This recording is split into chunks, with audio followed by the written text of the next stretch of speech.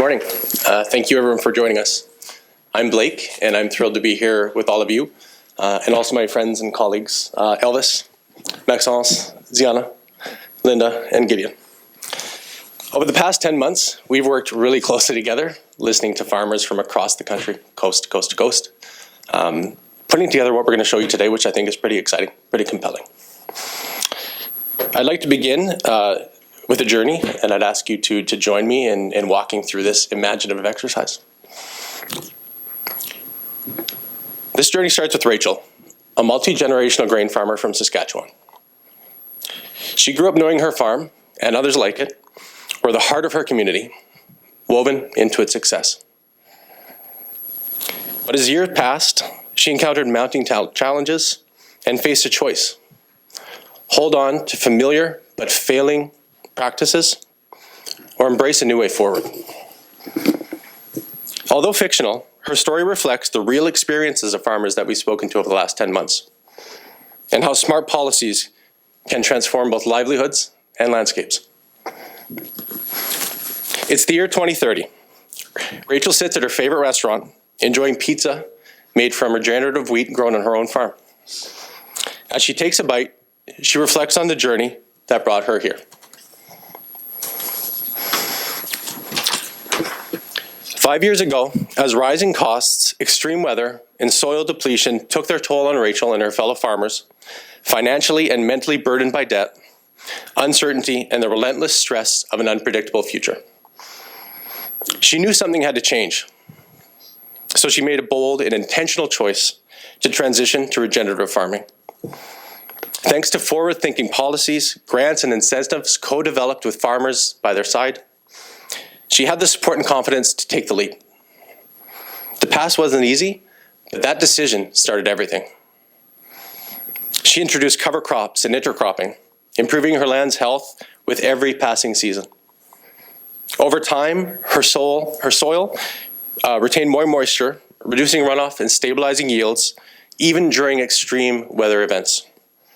This allowed her to cut fertilizer use, lower costs, and build a stronger, more resilient farm for her future. Most importantly, she no longer lay awake at night, wondering how she was going to get it through the next drought, the next flood. Her farm had become more than a business. It had become a thriving ecosystem, built to weather uncertainty and support future generations.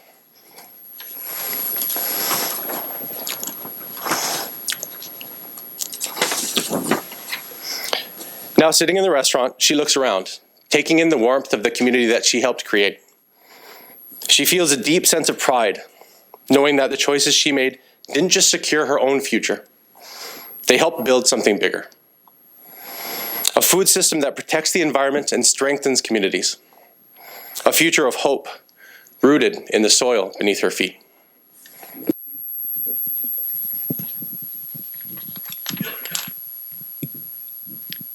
Though her story is fictional, Rachel's story reflects our consultations with farmers. It reflects both the stresses that farmers are facing today and the potential opportunities for the future. The truth is, Canadian farmers are feeling stressed. In 2021 and 2024, there's major drought in the prairies. Last year, there was a hailstorm in Alberta that affected hundreds of farmers. In 2023, there was rain, extreme rain in Quebec and in Ontario. The truth is, 3/4 of Canadian farmers have experienced extreme weather events in the past 5 years alone. And this is influencing the mental health of farmers, influencing their ability to predict the future, and is influencing the sustainability of their farms. As well, it's also influencing the sustainability of government budgets. Farmers get paid crop insurance when they don't meet the yields that they're expected, and it's grown 8 times since 2007 to $4.9 billion in 2022 from crop insurance payouts. While farmers are successful in actually increasing revenue over this period of time, it's not actually going back to their pockets because of increasing issues around input costs and fertilizer costs. So actually, while revenue is increasing, income has actually stayed relatively flat. Finally, we also want to talk about climate change and emissions. Agriculture emissions have grown significantly since 1990 by 39%. It's predicted to grow another 47% by 2050 if nothing changes. We believe that regenerative agriculture poses as a solution for this challenge that farmers are facing today. So some of you might be wondering, what is this regenerative agriculture? It's all about putting the health of the soil first. And by doing this, we can reverse the damage that's been done to it prior. Regenerative agriculture is rooted in indigenous knowledge. It's about farming in harmony with nature. Many of you might have heard of the Three Sisters method of agriculture, where corn provides structure, beans provide nutrients, and squash provide cover for the soil. It's a symbiotic relationship. Regenerative agriculture is commonly attributed to 5 core practices, and in various ways, these all focus on retaining the health of the soil. And these provide economic, environmental, and social benefits. L'agriculture régénératrice offre effectivement des avantages au niveau économique. On a parlé tantôt de rentabilité. Elle peut améliorer la rentabilité des exploitations, notamment on prend un exemple, une étude qui a été faite aux États-Unis a montré que les champs de maïs régénérateurs amélioraient de 78% la rentabilité des plantations si on compare aux méthodes traditionnelles. Et cette rentabilité est attribuée non seulement à la baisse des coûts des intrants, mais aussi à l'amélioration de la matière organique, du taux de matière organique dans le sol. Donc, quand on parle de sol, on parle d'environnement, de ressources naturelles. Bien, la qualité du sol est améliorée parce qu'entre autres, il y a une diminution du lessivage des nutriments par les pluies. Et enfin, on parle de préservation de biodiversité, de séquestration et d'amélioration de la séquestration du carbone quand il s'agit d'avantages au niveau environnemental. Puis au niveau social, non seulement les agriculteurs qui adoptent ces pratiques ont une meilleure qualité de vie parce que la rentabilité est améliorée et parce que ça réduit le stress financier, on sait tout ce que c'est, mais aussi parce que pour les communautés qui sont autour. Et si on prend l'exemple d'Accent Farms, c'est une ferme familiale saskatchewanaise qui a commencé sa transition en 2006 et puis qui a pu voir au fil des années qu'il pouvait embaucher des gens localement dans la localité qui ont pu acheter des maisons sur place. Et quand on connaît le marché actuel, acheter des maisons, c'est important. Et enfin, on parle de sécurité alimentaire, on parle d'aliments de meilleure qualité parce que justement, on est sur des variétés qui sont plus naturelles plutôt que modifiées pour pouvoir résister aux aléas du climat. Il est donc important d'encourager la mise en place de ces pratiques. Various government initiatives are in place at both the federal and provincial levels to support sustainable agriculture. In 2021, the federal government launched a series of programs, including Agriculture and Agri-Food Canada's On-Farm Climate Action Fund. This is a strong example as it provides financial support directly to farmers to help them transition to more sustainable practices, such as cover cropping. In 2023, the Sustainable Canadian Agricultural Partnership was launched. This is a $3.5 billion cost-sharing agreement between federal, provincial, and territorial governments to support additional programming to enhance the resilience of the agriculture sector, amongst other objectives.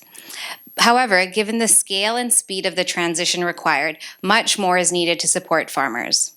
Many of the programs are oversubscribed and gaps remain. The next step is to create an overarching sustainable agricultural strategy to set a long-term vision across all levels of government, farmers, and stakeholders for collective action and results. The strategy offers a real opportunity to enhance collaboration and ensure the voices of all farmers are heard. The good news is that the government has committed to create such a strategy and has spent the last couple years conducting consultations. Consultations concluded last year, however, the strategy has yet to be released.